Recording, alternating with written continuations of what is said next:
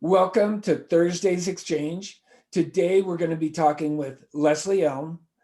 I'm excited to get to know her. She is a swagger coach, author, speaker, and chief fire starter at Combustion Training. Her new book, Swagger, Unleash Everything You Are and Become Everything You Want, will be published in May of 2021. So welcome, Leslie, to Your Amazing Life. Thanks so much, because, we all could use some amazing life right now. Yes. We really could. Yes, we can, with all that's going on. All right, so let's go ahead and jump into it. My first question is, let's start out with your definition of swagger, because it's different, right?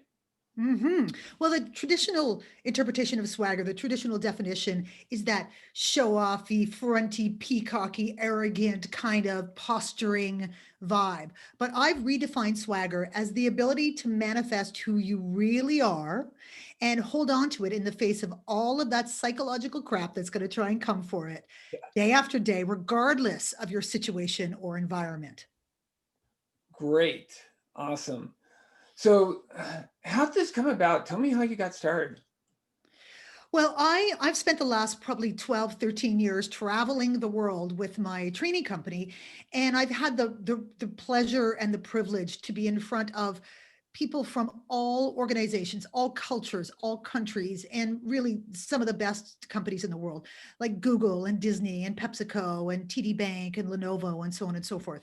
And what I discovered over those years, regardless of the subject matter that I was training them on, there was this underlying truth that seemed to drive everybody, and it didn't matter what level they were at. It could be CEO, it could be new grad, all of those people.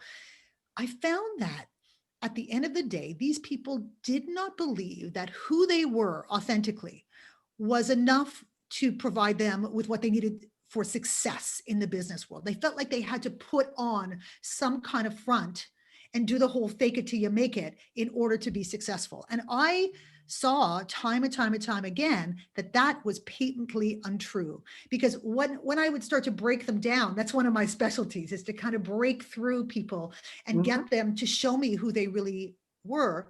Their ability to connect and to deliver, to create, all of those things went up exponentially. It blew my mind that they didn't understand that inherently, that that's something that somebody else had to show them and prove to them. So over the years, I was collecting all of this kind of intel and all of these stories. And I eventually said, okay, this has got to be a book. People have to understand that there is a better way to live and there is a better path to success that's so much less sort of filled with friction and anxiety and stress. Yes, So that's what Swagger is all about.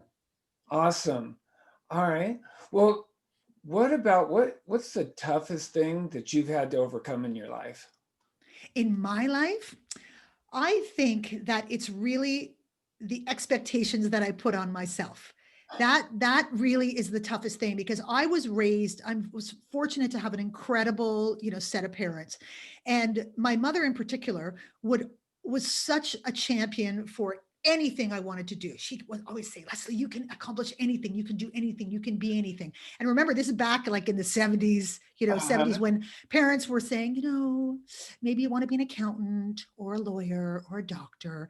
And my mother went, go for it, be wild, be crazy, live up to your potential and follow your dreams. And so everything that I've set out to accomplish, I have worked incredibly hard to set a super high standard without, having my head explode. Yeah. So the biggest challenge for me personally has not been going out into the world and taking risks and all of that, because I was very much conditioned to do that. Uh-huh. But I set really high standards. And for many, many, many years, I would set a standard or I would set a goal, I would achieve it. And then immediately I would go, well, if I could achieve that, I mean, it can't be that great. I really need to reset the bar, reset the goalpost. So I never allowed myself to really enjoy and appreciate these amazing, crazy things that I'd accomplished, because it was crazy as I would track back. And now that I'm old, I have a much more settled sense of, okay, set the bar, go for it to the best of your abilities. You're going to fail.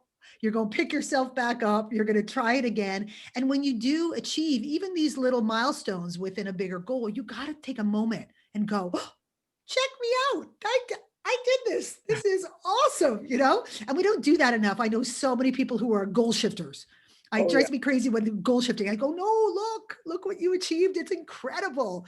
So I think that's been the hardest part, but I'm learning. I'm learning. Yeah. Well, I'll tell you what, you and I have a lot in common right there because I also set really, really high goals and then I don't give myself credit for what I do. Hmm. And And so, listen, dude, everybody else probably gives you credit. yep, And very often when people do give us credit, we go, oh no, come on. exactly. I'm not that terrific. I'm not that. Oh, I couldn't possibly. No, you are robbing yourself of filling up your place of swagger. That's what you're doing. You Yep. are not allowing the validation to go in so your swagger gets filled up. Because here's the beautiful thing. Once you find your true swagger, you don't Mhm. really need validation anymore. Right. It really helps you while you're on your journey to build it, but once you get there you're like, look, I'm full, I'm good, I don't require it anymore because my validation now comes from the Comes from inside. within. Yeah. Awesome. Great. Um, so here's a question. Do you have any skills or talents that people don't know about? Well, it depends what part of my life you know me from. So some people will know this, but not everybody. I started my career actually as a singer. That was my jam when I was young. I was in my first band when I was 16 years old, back in the day, sort of a new wave soul band. And I actually moved to the UK from Canada in order to sort of pursue my dreams of being a world famous singer. And I actually worked in the music industry for many, many years. I did all kinds of stuff and ended up, I had many bands and I was, I did the jazz circuit. I actually sang at Ronnie Scott's, which is the premier jazz club in the UK and so on. So I did it for a long time, but life has a way of kind of pulling you into new things. And eventually I transitioned out. The second skill is that I am actually a boxer.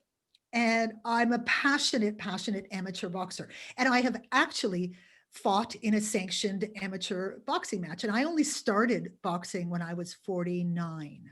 Wow. Yeah. So boxing is like, I love it with such a passion. I'm the nicest, kindest person you could ever be. I would not hurt you in a million years, but you get into the ring with me, I will kick your ass.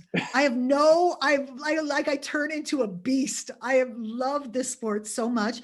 And it also is filled with the most incredible people. Boxing people are the kindest, most generous people on the planet because think of it.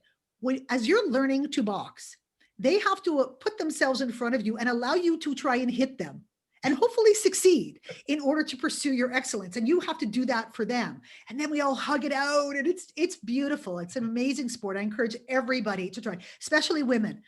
It is such a female friendly sport these days. I cannot tell you. And the gyms are very different than they used to be. I've met the most incredible women from joining this boxing community. Awesome. Great. Well, that sounds like a lot of fun. Something that would be great to see. Oh, yeah, I will kick your ass. You can actually see my first sanctioned amateur bout on YouTube. Oh, First really? time. And by the way, I fought that fight, no Mhm. pressure, high standards, in front of 900 people at a black tie event in order to raise money for cancer research. I raised $30,000 and fought in front of 900 people. My first amateur bout. That is Badass, cool. badass. I Yeah. have my badge. It's Yep. official. That is badass. Awesome. All right. Well, we're going to go to break.